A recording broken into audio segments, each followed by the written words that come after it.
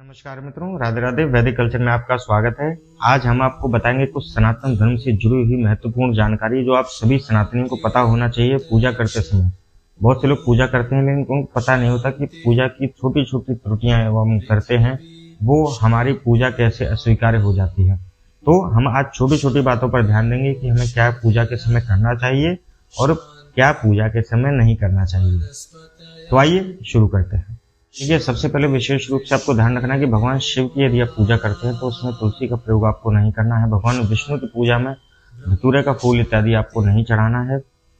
और यदि आप माता की देवी की पूजा करते हैं तो आग या मदार के पुष्प का प्रयोग आपको बिल्कुल भी नहीं करना है। और यदि आप पूजा करने जा रहे हैं तो आपको जो अक्षत आप चढ़ा रहे हैं पूजा में उसको विशेष रूप से ध्यान रखना है कि अक्षत को हमेशा धोकर ही देवताओं को अर्पण करना है। यदि पूजा से पहले आप अक्षत को 3 बार धोकर पूजा में प्रयोग करते हैं तो वह देवताओं को समर्पित होता है।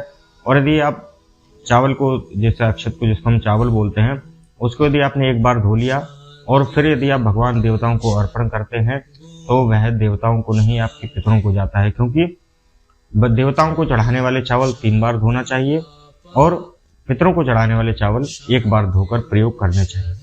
कभी भी आपको देवताओं को, भगवान को एक हाथ से प्रणाम नहीं करना है। इस बात का विशेष रूप से आपको ध्यान रखना है। कभी भी आप अपने बड़े बुजुर्गों को प्रणाम करें तो इस प्रकार से हाथ करके ही बड़े बुजुर्गों को प्रणाम किया जाता है। और यदि आप जप करते हैं तो जप करने में होंठ और जीभ बिल्कुल नहीं हिलाना चाहिए, मन से जप करना चाहिए।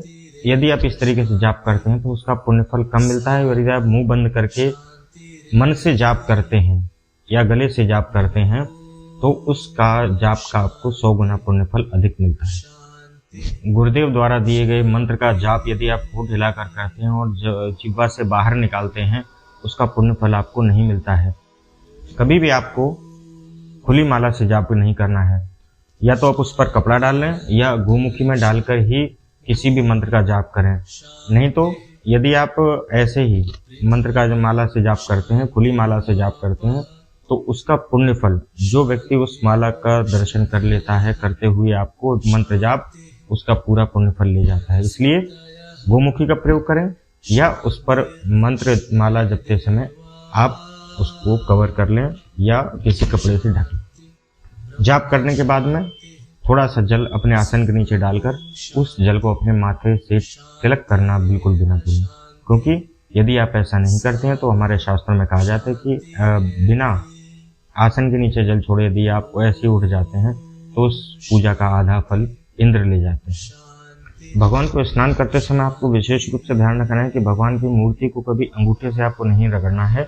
हमेशा बहुत सॉफ्ट हाथों से ही, अपने कोमल कोमल हाथों से ही भगवान की प्रतिमा को आप रगड़ें। कभी भी भगवान को स्नान कराते समय अंगूठे का प्रयोग न करें। बिना यज्ञोपवीत और बिना शिखा को बांधे हुए यदि आप पूजा करते हैं तो वह पूजा आपकी स्वीकार हो जाती है, स्वीकार नहीं होती है। इसलिए पूजा में बैठने से पहले शिखा को अवश्य बांधें और यज्ञोपवीत अवश्य धारण करें। भगवान शंकर की यदि आप पूजा करें तो उसमें बिल्वपत्र का प्रयोग अवश्य करें। भगवान विष्णु जी की पूजा करें तो उसमें तुलसी का प्रयोग अवश्य करें। गणेश जी की पूजा करें तो उसमें धूर्व का प्रयोग अवश्य करें। और माँ लक्ष्मी की यदि आप पूजा करने जा रहे हैं तो उसमें कमल का पुष्प भगवान माता को अवश्य चढ़ाएं। इससे भगवान जल्दी प्रसन्न होते हैं। यह उनकी सबसे प्रिय वस्तु है। भगवान की प्रिय वस्तु चढ़ाने से भगवान जल्दी प्रसन्न होते हैं और हमारी पूजा जल्दी स्वीकार करते हैं।